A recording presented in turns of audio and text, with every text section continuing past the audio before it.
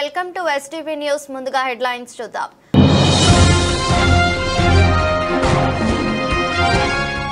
June 6 నుంచి DSC పరీక్షకు పకడ్బందీగా ఏర్పాట్లు చేయండి. టీచర్స్ ట్రాన్స్ఫర్ యాక్ట్ కు అనుగుణంగా ఉపాధ్యాయుల బదిలీలు, పాఠశాల ఇంటర్మీడియట్ ఉన్నత విద్యపై మంత్రి నారా లోకేష్ సమీక్ష.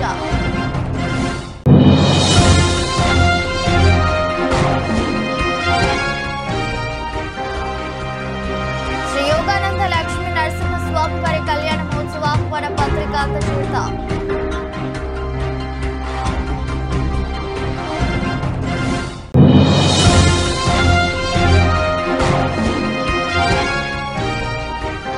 త్వరలో 150 అరకు కాఫీ స్టాల్స్ ఏర్పాటు. పర్యాటక రంగంపై సమీక్షలో ముఖ్యమంత్రి చంద్రబాబు. ఫెస్టివల్ క్యాలెండర్ రూపకల్పనకు ఆదేశం. జూన్ 6వ తేదీ నుంచి మెగా డిఎస్సి పరీక్ష నిర్వహణకు పకడ్బందీగా ఏర్పాట్లు చేయాలని రాష్ట్ర విద్యా, ఐటీ, ఎలక్ట్రానిక్ శాఖల మంత్రి నారా లోకేష్ విద్యాశాఖ అధికారులను ఆదేశించారు.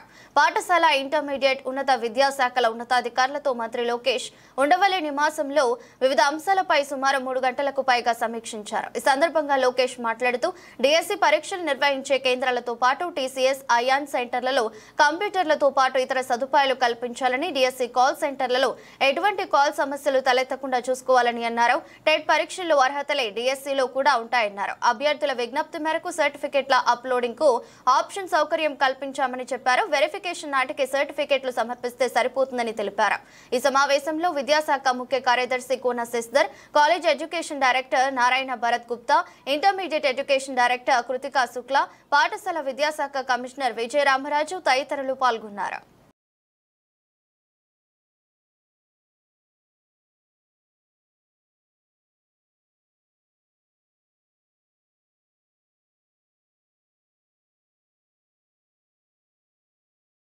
ఎన్టీఆర్ జిల్లా జగ్గైపేట మండలం వేలాద్రిలో వెలసిన ప్రసిద్ధ పుణ్యక్షేత్రం శ్రీ యోగానంద లక్ష్మీ నరసింహస్వామి వారి కళ్యాణ మహోత్సవం ఈ నెల 11/5/2025 నాడు వైభవంగా నిర్వహించబడనుంది.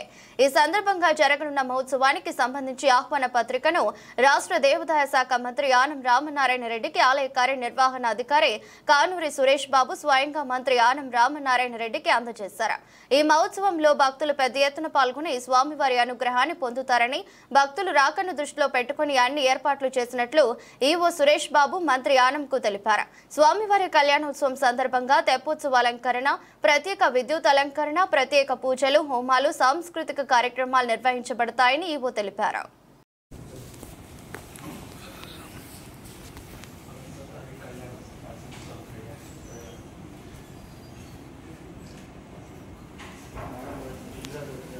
నేరాలు చేసిన వారికి శిక్షలు పడాలంటే శాస్త్రీయ సాక్ష్యాలు ఎంతో అవసరమని శాంతి భద్రతల అదనపు డీజీ మధుసూదనారెడ్డి అన్నారు. లాఠీలు విడదాం, డేటా వైపు సాగుదామనే నినాదంతో పోలీస్ శాఖ టెక్నాలజీని అందిపుచ్చుకుంటోంది. ఫోరెన్సిక్ విభాగంలో దర్యాప్తు, అధునాతన పద్ధతులపై అవగాహన పెంచేందుకు రాష్ట్ర వ్యాప్తంగా అన్ని పోలీస్ స్టేషన్ హౌస్ అధికారులతో పాటు ఇన్వెస్టిగేషన్ అధికారులకు 5 రోజుల వర్క్ షాప్ ను ప్రారంభించారు. ఫోరెన్సిక్ ఆధారాల ప్రాముఖ్యతపై రాష్ట్ర పోలీస్ అధికారులకు అవగాహన కల్పించేందుకు మే 5 నుండి 10 వరకు వారోత్సవాలు నిర్వహిస్తున్నట్లు forensic science laboratory director IG Palaraju తెలిపారు. డీజీపీ కార్యాలయంలో ఏర్పాటు చేసిన మీడియా సమావేశంలో ఆయన మాట్లాడుతూ, నేరాలు జరిగినప్పుడు ఆధారాలు సేకరించడం, వాటిని భద్రపరచడంలో అత్యాధునిక పద్ధతి సాంకేతికతను అందిపుచ్చుకోవడంపై పోలీస్ సిబ్బందికి అవగాహన కల్పిస్తున్నామన్నారు. ఆర్టిఫిషియల్ ఇంటెలిజెన్స్ ఆల్గరిథమ్స్ ద్వారా దర్యాప్తు సమర్థవంతంగా చేయవచ్చన్నారు. జోరో పెండింగ్ ఉంచాలన్నదే ధ్యేయమని, జనవరి నుండి ఇప్పటి వరకు 7,000 కేసుల రిపోర్టులను ఇవ్వడం జరిగిందన్నారు. 24 గంటలు ఎఫ్ఎస్ఎల్ టీంలు అందుబాటులో ఉంటాయన్నారు. క్రైమ్ స్పాట్ వాహనాలను ఆధునీకరించి ప్రతి సబ్ డివిజన్ కు ఒకటి సిద్ధం చేసినట్లు తెలిపారు. ఈ ఫోరెన్సిక్ సాఫ్ట్వేర్ ద్వారా వివిధ సంస్థల మధ్య సమన్వయం పెంచేలా కృషి చేస్తున్నట్లు వెల్లడించారు. నేరాలకు సంబంధించిన ఫోరెన్సిక్ రిపోర్టులన్నీ నేరుగా న్యాయస్థానంకు చేరేలా రూపొందిస్తున్నామన్నారు. ఆధారాల సేకరణ ఖచ్చితంగా సేకరించి వాటిని భద్రపరిచి ప్రవేశపెట్టడం వలన త్వరితగతిన కేసులు పరిష్కారమై నేరస్తులకు శిక్షలు పడేలా చేయడమే ఎఫ్ఎస్ఎల్ ధ్యేయమన్నారు. అందరికీ నమస్కారం. మనకు కన్విక్షన్స్ బాగా పెరగాలి అంటే సైంటిఫిక్ మెథడ్స్ ద్వారా, ట్రస్టెడ్ ఎవిడెన్సెస్ ద్వారా మాత్రమే కన్విక్షన్స్ పాసిబుల్ అవుతాయి. మీరు ఈ మధ్యకాలంలో చూస్తున్న కన్విక్షన్స్ కూడా అన్నీ కూడా ఫోరెన్సిక్స్ బేస్డ్ ఎవిడెన్సెస్ మీదనే మనకు కన్విక్షన్స్ వచ్చే అవకాశాలు పెరుగుతాయి. అదేవిధంగా మన అంతా కూడా ఇప్పుడు ఎలా ఉంది, లాఠీలకు కాకుండా డాటాలకు పని చెప్పటం. ఇప్పుడు ప్రజెంట్ గవర్నమెంట్ కూడా లాఠీలను వీడుదాం, డాటాల వైపు వెళదాం. సో దీనికి సంబంధించి ఫోరెన్సిక్స్ మనము ఒక సీన్ ఆఫ్ అఫెన్స్కి వెళ్ళినప్పుడు త్వరితగతిన సీన్ ఆఫ్ అఫెన్స్కి వెళ్ళటం, before accused damages the scene of offence, point number 1. Point number 2, అక్కడికి వెళ్ళిన తర్వాత సీన్ ఆఫ్ అఫెన్స్ని ప్రొటెక్ట్ చేయటం, ప్రొటెక్ట్ చేసిన తర్వాత సీన్ ఆఫ్ అఫెన్స్ని స్వీప్ చేయటం. స్వీప్ చేయడము అంటే కంప్లీట్ ఎవిడెన్స్, క్లీన్ ఎవిడెన్స్ను కలెక్ట్ చేయటం.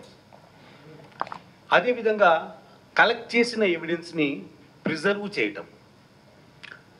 ప్రిజర్వ్ చేసిన ఎవిడెన్స్ అంటే దీంట్లో కూడా మళ్ళీ ఏంటి, క్లీన్ అండ్ కంప్లీట్ ఎవిడెన్స్ మనం కలెక్ట్ చేయకపోయినా దానివల్ల లాభాలు ఉండవు. కలెక్ట్ చేసిన ఎవిడెన్స్ని సరైన పద్ధతిలో ప్రిజర్వ్ చేయకపోవడం మూలాన కూడా మనకు సరైన ఎవిడెన్స్లు రావు.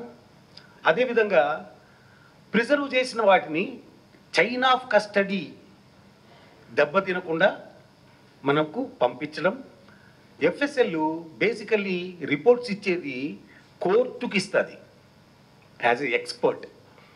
కాబట్టి చైన్ ఆఫ్ కస్టడీ గనక అంటే సీన్ ఆఫ్ అఫెన్స్లో దొరికిన ఎవిడెన్సెసే ఎఫ్ఎస్ఎల్కి వచ్చాయని, ఎఫ్ఎస్ఎల్ ఆ ఎవిడెన్సెస్ పైననే వర్క్ చేసిందని, ఆ వర్క్ చేసిన వాటి మీదనే రిపోర్ట్స్ ఇచ్చిందని కోర్టు నమ్మగలిగితేనే మనకు కన్విక్షన్స్ పెరుగుతాయి. సో ఈ ప్రాసెస్లో అంటే చైన్ ఆఫ్ కస్టడీ అయి ఉండొచ్చు, కలెక్షన్ ఆఫ్ ఎవిడెన్స్ అయి ఉండొచ్చు, ప్రిజర్వ్, ఇప్పుడు సపోజ్ విసరాలు ప్రిజర్వ్ చేస్తారు, లేదా బాడీ పార్ట్స్ ప్రిజర్వ్ చేస్తారు, డిఎన్ఏ కోసం ప్రిజర్వ్ చేస్తారు, సిగరెట్ బట్ ప్రిజర్వ్ చేస్తారు, టైర్స్ ప్రిజర్వ్ చేస్తారు, ఎక్స్చేంజ్ ఆఫ్ మెటీరియల్, 2 వాహనాలు గుద్దుకున్నప్పుడు ఎక్స్చేంజ్ ఆఫ్ మెటీరియల్ ఉంటుంది, అది మనం ఏ విధంగా ప్రిజర్వ్ చేస్తున్నాము, కంటామినేట్ కాకుండా ప్రిజర్వ్ చేయాల్సిన అవసరం ఉంది. ఇప్పుడు డాక్టర్స్ దగ్గరికి వెళ్ళినప్పుడు కూడా కొన్ని సపోజ్ స్లో పాయిజన్స్ ఉంటాయి, అవి డిఫరెంట్గా ప్రిజర్వ్ చేయాలి. ఆల్కహాల్కి సంబంధించిన బాడీ పార్ట్స్ డిఫరెంట్గా ప్రిజర్వ్ చేయాలి. అట్లాగే అటువంటి చోట తప్పులు జరిగితే మనకు సైంటిఫిక్గా సరైనటువంటి ఎవిడెన్స్లు వచ్చే అవకాశాలు తగ్గిపోతాయి. దీన్ని దృష్టిలో పెట్టుకొని ఫోరెన్సిక్ పైన పెద్ద ఎత్తున ఈసారి మనం ప్రభుత్వం దృష్టి సారించడం జరిగింది, రివ్యూస్ చేయడం జరిగింది. దాంట్లో భాగంగానే ఇప్పుడు మనం ఈ ఫోరెన్సిక్ వీక్ మనం రాష్ట్ర వ్యాప్తంగా ప్రతి పోలీస్ స్టేషన్కి సంబంధించి ఐఓలు అంటే ఎస్హెచ్ఓలు కాదు, ఎస్హెచ్ఓలతో పాటు 5-6 మంది ఐఓలు ఉంటారు. అందరికీ సరైన అవగాహన ఉండాలి. కొన్ని ఎగ్జాంపుల్స్ చెప్తాను. ఇప్పుడు డిఎన్ఏ కలెక్ట్ చేసేది ఉంటుంది. డిఎన్ఏ కలెక్ట్ చేసేటప్పుడు మనకు డిఫరెంట్ టైప్స్ ఆఫ్ మెటీరియల్ పైన డిఎన్ఏ మనకు దొరుకుతుంది, అంటే బ్లడ్ శాంపిల్స్. ఒక నేరస్తుల్ని నేర ప్రదేశానికి కనెక్ట్ చేయాలి అంటే బాడీలీ ఫ్లూయిడ్స్ అయి ఉండొచ్చు, బ్లడ్ అయి ఉండొచ్చు, సైబర్కు సంబంధించిన మెటీరియల్ అయి ఉండొచ్చు. అవగాహన లేకపోవటం మూలన అవి కరెక్ట్గా మనకు రిజల్ట్స్ వచ్చే అవకాశాలు తక్కువ ఉంటాయి. మనకు సపోజ్ ఎవిడెన్సెస్ కలెక్ట్ చేసేటప్పుడు, డివిడీలు కలెక్ట్ చేసేటప్పుడు దానిలను సీసీటీవీలు, ఈ మధ్యకాలంలో డ్రోన్స్, సీసీటీవీ ఫుటేజెస్, డివిడీస్, ఏం జరుగుతూ ఉంది, డిఫరెంట్ ఫైల్ ఫార్మాట్స్ మారిపోయినాయి. మనము 2000లో ఉన్న డివిడి ఫార్మాట్స్ ఈరోజు లేవు. అట్లాగే సీసీటీవీ ఫుటేజ్కి సంబంధించిన ఫైల్ ఫార్మాట్స్ మారిపోయినాయి. మారిపోయిన క్రమంలో వాటిని ఏ విధంగా సేకరించాలి, సేకరించేటప్పుడు హ్యాష్ వాల్యూ. రాజధాని అమరావతి పనుల పునఃప్రారంభ కార్యక్రమం విజయవంతం కావడంలో కీలక పాత్ర పోషించిన అధికారులను ముఖ్యమంత్రి చంద్రబాబు నాయుడు ప్రత్యేకంగా అభినందించారు. సభ నిర్వహణ బాధ్యతలు నిర్వర్తించిన ఐఏఎస్, ఐపీఎస్ అధికారులతో సమావేశమయ్యారు. ఎక్కడ ఎలాంటి అవాంతరాలు తలెత్తకుండా, ప్రజలు ఇబ్బందులు పడకుండా పకడ్బందీగా ఏర్పాట్లు చేశారని ప్రసంగించారు. భవిష్యత్తులోనూ ఇదే తరహాలో సమిష్టిగా సమన్వయంతో పనిచేసి ప్రభుత్వ కార్యక్రమాలు విజయవంతమయ్యేలా చూడాలని సూచించారు. పర్యటన అనంతరం సక్సెస్ అయ్యేలా సమన్వయం కోసం అన్ని స్థాయిల్లో వాట్సాప్ గ్రూపులు ఏర్పాటు చేసుకోవడం, విస్తృతంగా సీసీ కెమెరాలు ఏర్పాటు చేసి పర్యవేక్షించడం ద్వారా సభ సజావుగా సాగిందని అధికారులు ఈ సందర్భంగా ముఖ్యమంత్రికి తెలిపారు. కార్యక్రమంలో రాష్ట్ర ప్రభుత్వ ప్రధాన కార్యదర్శి కె విజయానంద్, మంత్రి నారాయణ, వివిధ శాఖల అధికారులు పాల్గొన్నారు.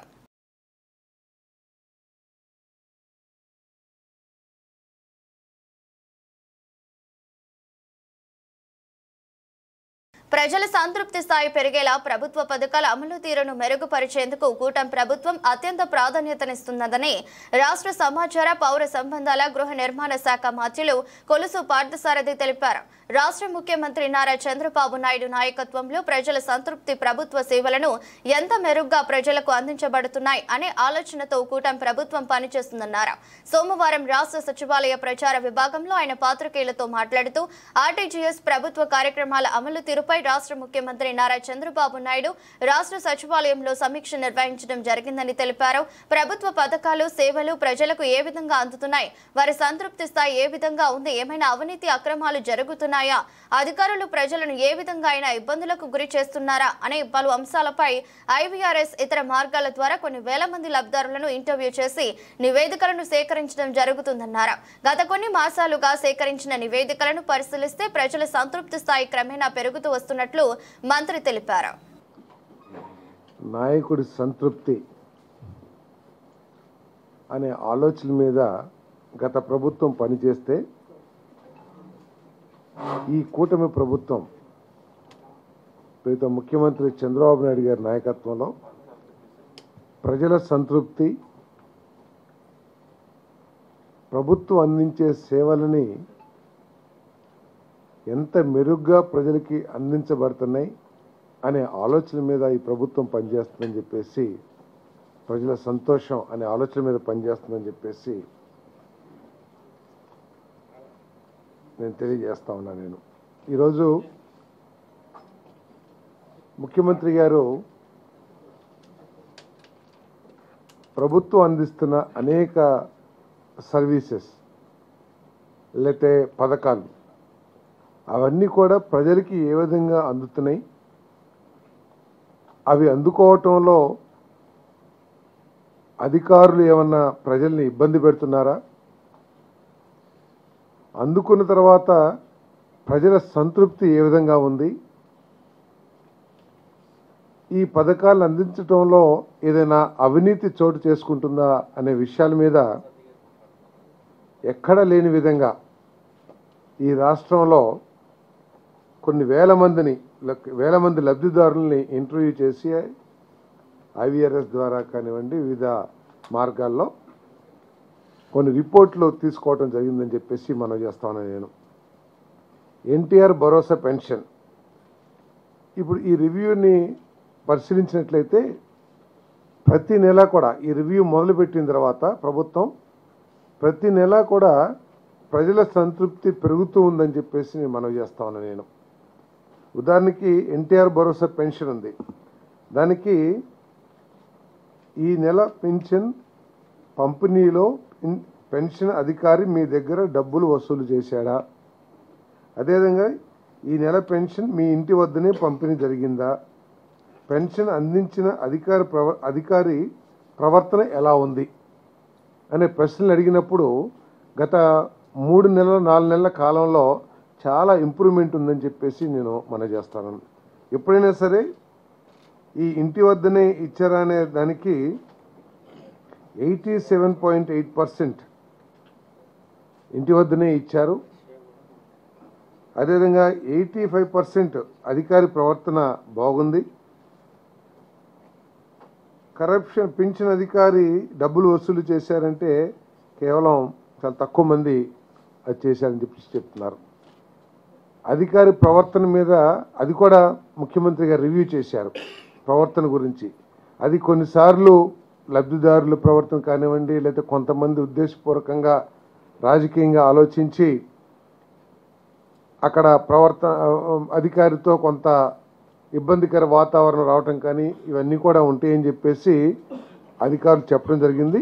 ఏదేమైనా కూడా లబ్ధిదారుల ప్రవర్తన ఏ విధంగా ఉన్నా వారిని ప్యాసిఫై చేసి వారిని సంతృప్తిపరచడం మన అధికారుల బాధ్యత. దీన్ని ఇంకా ఇంప్రూవ్ చేయండి అని చెప్పేసి మరి ముఖ్యమంత్రి గారు చెప్పడం జరిగిందని చెప్పేసి మనం చేస్తాం. ఇటువంటి రివ్యూ రెవెన్యూ సర్వీసెస్కు సంబంధించి, అదేవిధంగా హౌసింగ్ డిపార్ట్మెంట్కి సంబంధించి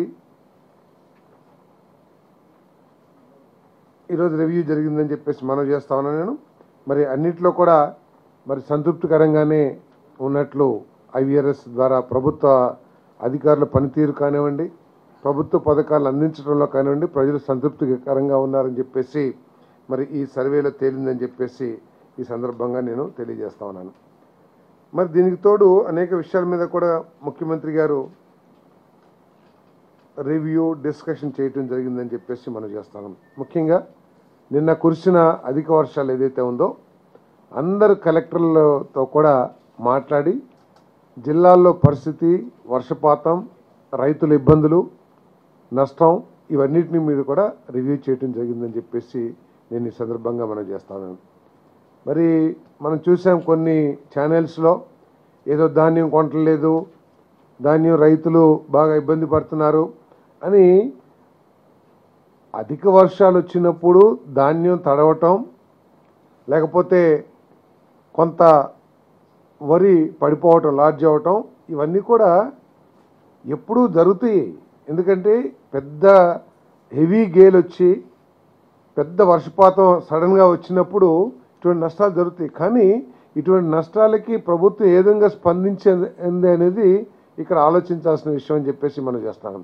మీరు వర్షం రాగానే వెళ్ళి గద్దలాగా వాలిపోయి ఏదో ప్రభుత్వం ఏదో చేయట్లేదు, లేకపోతే చాలా నష్టపోయారు అనే పరిస్థితిని సృష్టించడానికి, అనే భావన కల్పించడానికి ప్రయత్నం చేయటం దిగజారుడుతనంగా నేను భావిస్తా ఉన్నాను. మరి ఈరోజు రివ్యూలో ముఖ్యమంత్రి గారు అందరు కలెక్టర్లతో కూడా మాట్లాడారు. కొన్ని జిల్లాల్లో మాత్రమే కొంత ప్రాణ నష్టం కానివ్వండి, కొంత పశు నష్టం కానివ్వండి, కొంత ధాన్యం తడవటం కానీ జరిగిందని చెప్పేసి కలెక్టర్లు చెప్పారు.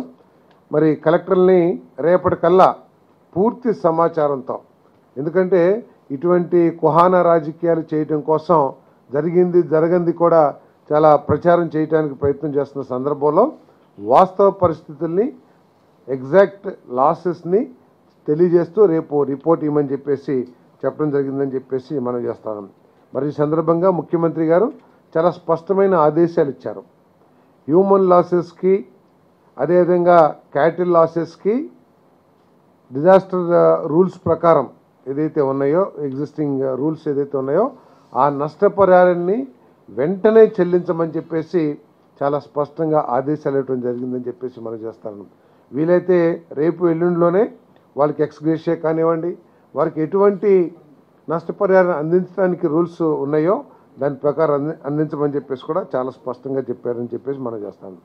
రాష్ట్రంలో పర్యాటక రంగం మరింత అభివృద్ధి చెందేలా, అందరినీ ఆకట్టుకునేలా ఏడాది పొడవునా కార్యక్రమాలు నిర్వహించాలని, ఇందుకోసం టూరిజం ఫెస్టివల్ క్యాలెండర్ రూపొందించాలని ముఖ్యమంత్రి నారా చంద్రబాబు నాయుడు అధికారులను సూచించారు. రాష్ట్రంలోని అన్ని పర్యాటక ప్రదేశాలను ఆయా ప్రాంతాల ప్రాముఖ్యతను బట్టి కార్యక్రమాలు చేపట్టాలని సూచించారు. పర్యాటక రంగంపై సోమవారం సచివాలయంలో టూరిజం అధికారులతో ముఖ్యమంత్రి సమీక్షించారు. పర్యాటక రంగం అభివృద్ధికి రాష్ట్రంలో ఎంతో ఆస్కారం ఉందని, తప్పనిసరిగా 20% వృద్ధి సాధించాలని అధికారులకు నిర్దేశించారు. కన్సల్టెన్సీల ఏర్పాటు ద్వారా పర్యాటకానికి అనుకూలంగా ఉన్న ప్రాజెక్టులు వీలైనన్ని ఎక్కువ రూపొందిస్తే వాటిని చేపట్టేందుకు దేశంలోని ప్రముఖ సంస్థలు వస్తాయని ముఖ్యమంత్రి చెప్పారు. సింగపూర్ తరహాలోనే రాష్ట్రంలోనూ నైట్ సఫారీ గురించి అధ్యయనం చేయాలన్నారు. స్థానికులకు జీవనోపాధి, సంస్కృతి పరిరక్షణ, సుస్థిర పర్యాటకాభివృద్ధి లక్ష్యంగా రాష్ట్ర వ్యాప్తంగా గిరిజన వారసత్వ, గ్రామీణ, పట్టణ ప్రాంతాల్లో 500కు పైగా హోమ్ స్టేలు గుర్తించామని అధికారులు ముఖ్యమంత్రికి తెలియజేశారు. వందమూరు, మగడ, కూరిడి, తజంగి వంటి అరకు గిరిజన ప్రాంతాల్లోనూ హోమ్ స్టేలు ఏర్పాటు చేస్తున్నామని వివరించారు. కోనసీమ వారసత్వ ప్రాంతాల్లోనూ, తిరుపతి, విశాఖపట్నం, విజయవాడ వంటి ముఖ్య పర్యాటక నగరాల్లోనూ హోమ్ స్టేలకు అధిక ప్రాధాన్యత ఇచ్చామన్నారు. అంతేకాక తిరుపతిలో ఇప్పటికే ఉన్న 600కు పైగా హోమ్ స్టేలను ప్రముఖ సంస్థలైన Airbnb, Yatradham, home stays of India, make my trip తదితర భాగస్వాముల సహకారంతో అప్గ్రేడ్ చేస్తున్నామన్నారు. దీనికి సంబంధించి ప్రత్యేకంగా హోమ్ స్టే పాలసీ రూపొందించాలని ఈ సందర్భంగా ముఖ్యమంత్రి అధికారులకు సూచించారు.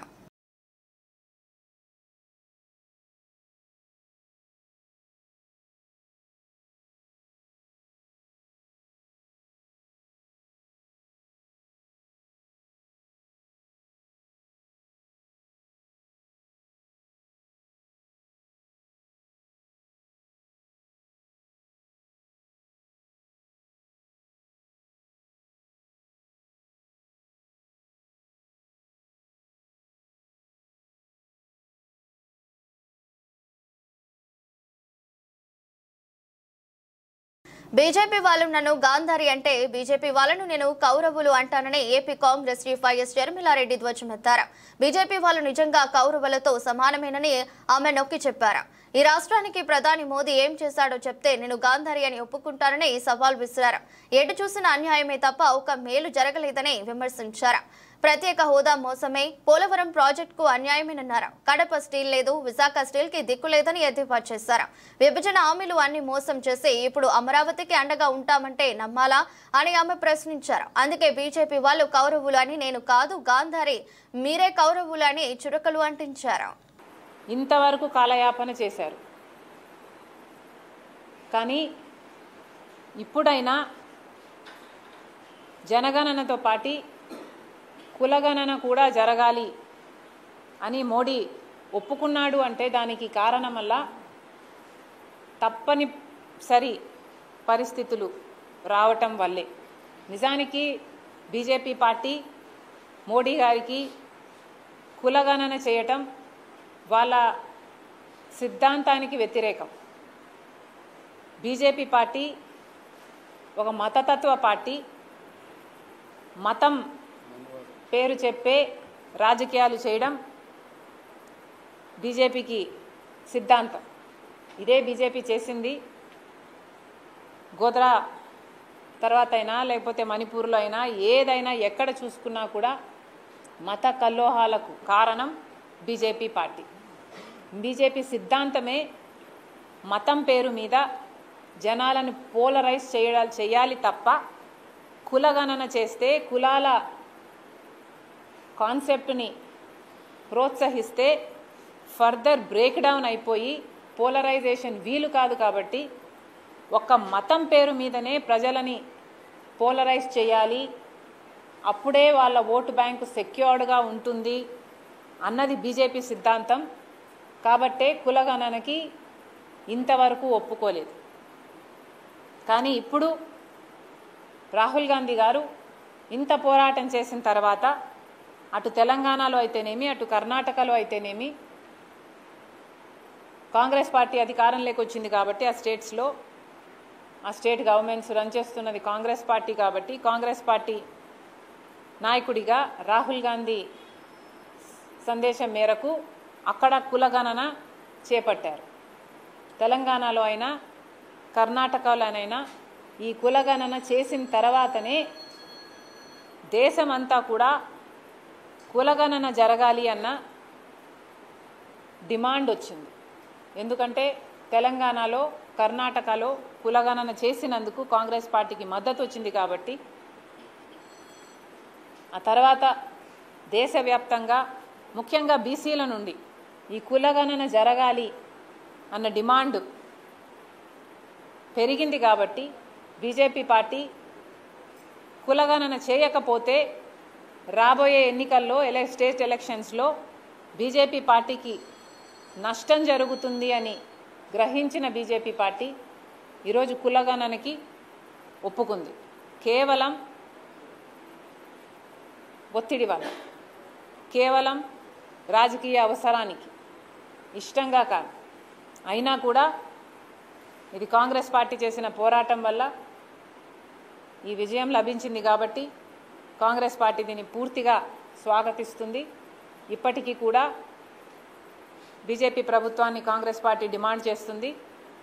ప్రతి 10 సంవత్సరాలకు చేయాల్సిన జనగణన ఇంతవరకు మీ పుణ్యమాని జరగలేదు. మీరు అధికారంలోకి వచ్చిన తర్వాత ఇప్పటికైనా మీరు జనగణన, ఈ కులగణన ఎప్పుడు చేస్తారో, దీనికి టైం లైన్ ఏమిటో, ఎప్పటికల్లా పూర్తి చేస్తారో ప్రజలకు చెప్పాల్సిన అవసరం ఉంది.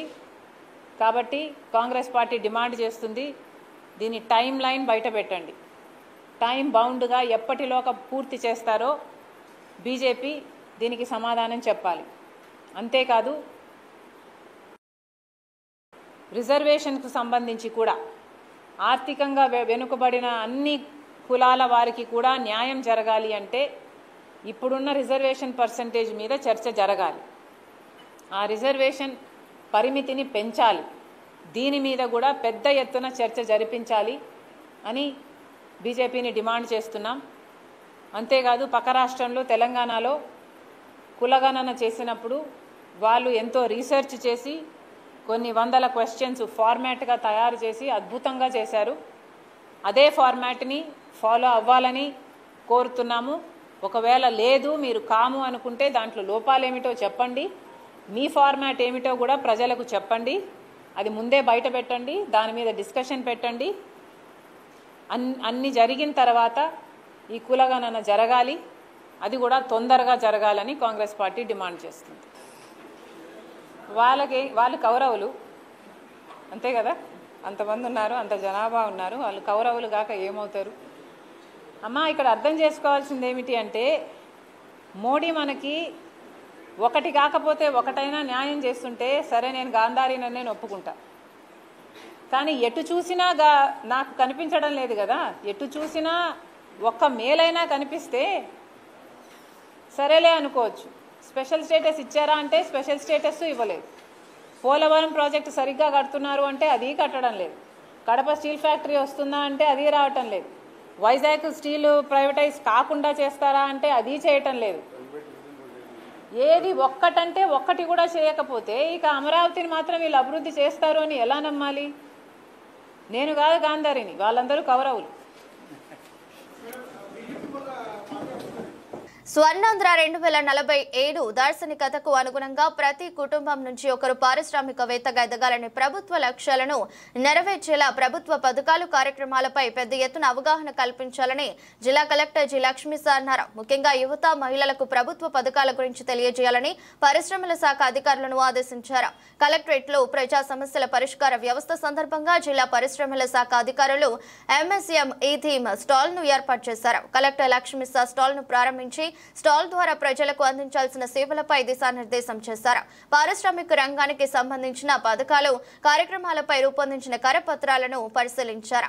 ఈ సందర్భంగా కలెక్టర్ మాట్లాడుతూ పారిశ్రామిక యూనిట్ ను ప్రారంభించి తన కాళ్లపై తాను నిలబడటంతో పాటు మరో 10 మందికి ఉపాధి కల్పించాలనుకునే ఔత్సాహికులకు పారిశ్రామిక విధానాలు, అనుమతుల మంజూరు ప్రక్రియ, మౌలిక సదుపాయాలు, వినూత్న వాణిజ్య అవకాశాలు, ప్రాజెక్టుల రూపకల్పన, రుణాలతో పాటు వివిధ వనరుల పరంగా మద్దతు లభించే PMEGP Mudra, PM Vishwakarma, MSME ప్రోత్సాహకాలు తదితరాలపై అవగాహన కల్పించాలన్నారు. పారిశ్రామిక యూనిట్ ను విజయవంతంగా ముందుకు తీసుకెళ్లేందుకు అవసరమైన శిక్షణ కూడా ఇవ్వాలన్నారు. ఆధునిక మార్కెటింగ్ సౌకర్యాలపైన అవగాహన కల్పించాలని కలెక్టర్ లక్ష్మీసా సూచించారు. ప్రతి సోమవారం కలెక్టరేట్ లో స్టాల్ ను ఏర్పాటు చేయాలని ఆదేశించారు. ప్రకృతి సేద్యం ఉత్పత్తులు, చెత్త నుంచి సంపద సృష్టి కేంద్రాల ద్వారా ఉత్పత్తి చేసిన సేంద్రియ ఎరువుల స్టాల్ ను కూడా కలెక్టర్ లక్ష్మీసా పరిశీలించారు. will be conducted and very soon అని పెడుతున్నాడు. నెక్స్ట్ చౌకార్ నోటీస్ తీసుకెళ్ళాం ఎవడెవడు ఇది విల్ బి కండక్ట్ అని చూడు. ఇప్పుడు ఇది జూలైలో పెట్టారు. విల్ బి కండక్ట్ అని పెట్టేసి క్లోజ్ చేశాడు. ఇది ఎక్కడ కండక్ట్ చేశాడు? Where is the report for that? ఇప్పుడు వెళ్ళిపోవాలమ్మా చౌకార్ నోటీస్.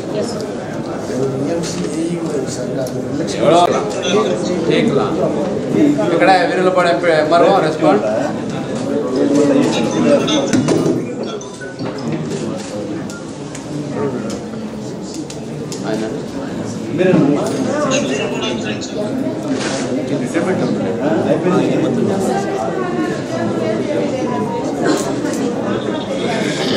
తర్వాత డీటీ ఎవరు? డీటీ ఎవరు? ఎవరికి డీటీ పట్టా ప్రకారమే చేయండి. ఒక దాంట్లో పెరినియల్ క్రాప్ ఉంది, టేక్ చెట్టు ఉన్నాయి కాబట్టి ఎవరికైతే ఇంటర్చేంజ్ అయితే ఆయన ఇప్పుడు వదలట్లేదు. కానీ మీరు అఫీషియల్స్ ఏం కళ్ళు మూసుకొని కూర్చున్నారా? There is a proof. అన్న తమ్ముడు 50 సంవత్సరాలు ఫస్టే పంచుకున్నారు, పట్టాలు ఉన్నాయి, పట్టాల ప్రకారం కదా ఆన్లైన్ కరెక్షన్ చేయాలి. అడిగి అర్థమైంది అది ఇష్యూ. నెక్స్ట్ 1 వీక్లో రిజల్వ్ చేసి రిపోర్ట్ చేయాలా?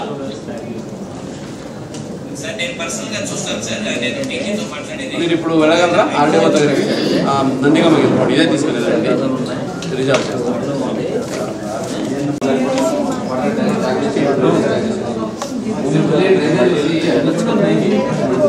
మీరు ఏదో ఇబ్బంది పెట్టాలని వస్తే అప్పుడు ఏది తెలియదే పబ్లిక్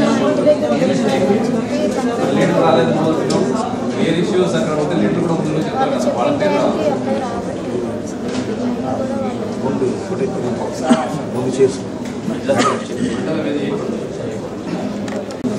నంబరు బోయినపల్లి ఉంది, ఇంకా స్టార్ట్ అవ్వలేదు, ఏదో పాత అనుకుంటాను. 22 అంటే ఇది అదే ఇప్పుడు అక్కడ జరిగింది రైల్వే ఒకటే జరిగింది కదా, అంత పై ఇంకా జరిగినాయి. రైల్వే లేదు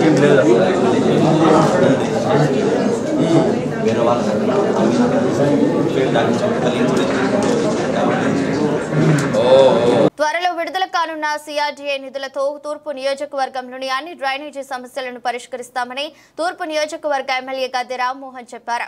గుణదల ప్రాంతంలో మురుగునీటి కాలువలు అడ్డుకుంటున్న బాలుడు వర్షం నీటి ప్రవాహం పెరగడంతో కొట్టుకొని పోయి మృతి చెందడం బాధాకరమని అన్నారు. వర్షాలు పడుతున్న సమయంలో ప్రజలు అప్రమత్తంగా ఉండి ఇలాంటి సంఘటనలు చోటు చేసుకోకుండా జాగ్రత్తలు తీసుకోవాలని సూచించారు. తూర్పు నియోజకవర్గ పరిధిలోని 11వ డివిజన్ కనకదుర్గ కాలనీ కనక మేడల రవీంద్ర కమ్యూనిటీ హాల్ ఏరియాలో ఎమ్మెల్యే గద్దె రామ్మోహన్ పర్యటించారు. అనంతరం డివిజన్ లో 11 లక్షల అంచనా వ్యయంతో చేపట్టిన రోడ్డు నిర్మాణ పనులకు ఎమ్మెల్యే గద్దె రామ్మోహన్ శంకుస్థాపన చేశారు. ఈ సందర్భంగా ఎమ్మెల్యే గద్దె రామ్మోహన్ మాట్లాడుతూ ఉమ్మడి రాష్ట్రంలో నారా చంద్రబాబు నాయుడు ముఖ్యమంత్రిగా సమయంలో హైదరాబాద్ లో చుక్క వర్షం నీరు కూడా రోడ్డుపై నిల్వ ఉండకుండా పూర్తి స్థాయిలో చర్యలు తీసుకున్నారని చెప్పారు. ఇప్పుడు అదే విధంగా రాజధాని అమరావతి పరిధిలో కూడా వర్షం నీరు నిల్వ ఉండకుండా చర్యలు తీసుకుంటారని అన్నారు. నగరంలో కురిసిన వర్షాలకు రోడ్లని జలమయమయ్యాయని, అందుకు గత వైఎస్ఆర్సీపీ ప్రభుత్వ హయాంలో డ్రైనేజీ వ్యవస్థ నిర్వహణ గురించి పట్టించుకోకపోవడమే కారణమని అన్నారు. ఆ నీళ్లను తోడేసే మార్గాలు చూసినట్టే విజయవాడ నగరంలో కూడా నీళ్లు వచ్చిన చట్టాలు తక్షణమే తోడి నదిలో పంపించేటట్టుగా చేయాలనే ఆలోచనతోనే ఈ స్టార్ వాటర్ డ్రైన్ అనే కార్యక్రమాన్ని 2014లో మొదలుపెట్టిన కార్యక్రమం పూర్తి కాకుండా 2019లో అధికారంలోకి వచ్చి జగన్మోహన్ రెడ్డి ప్రభుత్వం దాన్ని చిందరవందర చేసిన మరలా అదే కార్యక్రమం కంటిన్యూ చేయడానికి సిఆర్డీఏ సహకారంతో ఈ స్టార్ వాటర్ ఎక్కడా కూడా నీరు నిలవ ఉండకూడదనే ఉద్దేశంతోనే ఆయన ప్రణాళిక రూపొందిస్తూ ఉన్నారు. దాని ప్రకారం వర్షంతో పడి, ఎందుకంటే కొండ ప్రాంతం, కొండల నుంచి ఒకేసారి నీళ్ళు వస్తాయి. ఆ నీళ్ళు వచ్చిన నీళ్ళని అదే స్పీడ్గా బయటికి వెళ్ళిపోవడానికి ఇంజనీర్లు ప్లాన్ వేసి ఆలోచన చేసి వేసే విధంగా కొండ ప్రాంతాలు ఆ విధంగాను ఈ కాలనీలో డ్రైన్లన్నీ వెళ్ళక సగం కట్టిన డ్రైన్ల వలన, అసంపూర్తిగా ఉన్న డ్రైన్ల వలన ఈ కాలనీలో కూడా డ్రైన్లోకి వెళ్ళక రోడ్ల మీదకి రావటం, అది ఇళ్లలో కూడా లైట్గా రావటం, సెల్లార్లో మరీ ఇబ్బంది పెట్టడం జరుగుతోంది. వీటన్నిటికీ పరిష్కారంగా ఆ డ్రైన్స్ని సిఆర్డీఏ ఇచ్చే 200 కోట్ల రూపాయలతో మన ప్రాంతంలో సుమారు మనకి 60-70 కోట్లు వస్తాయి. దాంట్లో గుంటతిప్ప డ్రైన్కి 15 కోట్లు,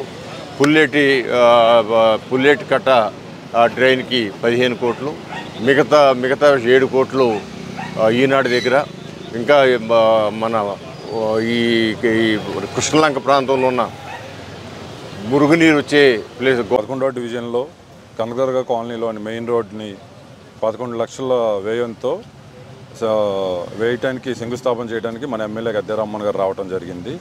ఇది యాక్చువల్గా ప్రజలు చాలా ఇబ్బంది పడుతున్నారు. ఆటోనగర్కి వెళ్ళేది ఒక మెయిన్ రోడ్డు, మన హై స్కూల్ నుంచి కనెక్టింగ్ రోడ్ ఇది ఒకటి. ఈ వాన పడినప్పుడు కొంచెం నీళ్ళు నిలబడి రోడ్ అంతా అంతకుముందు పాడైపోయింది. సో ఇప్పుడు మొత్తం వల్ల రోడ్డు అంతా నీట్గా వేయడానికి ప్రజల కోరిక మేరకు ఎమ్మెల్యే గారిని అడగగానే శాంక్షన్ చేయడం జరిగింది. Thank you sir. వార్తలు ముగించే ముందు మరోసారి హెడ్లైన్స్.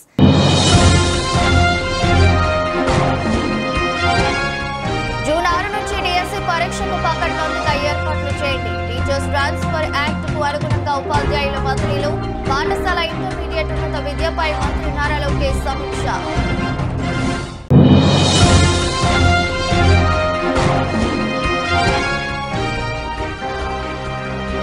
శ్రీ యోగానంద లక్ష్మీ నరసింహస్వామి వారి కళ్యాణ మహోత్సవ ఆహ్వాన పత్రిక అందజేత.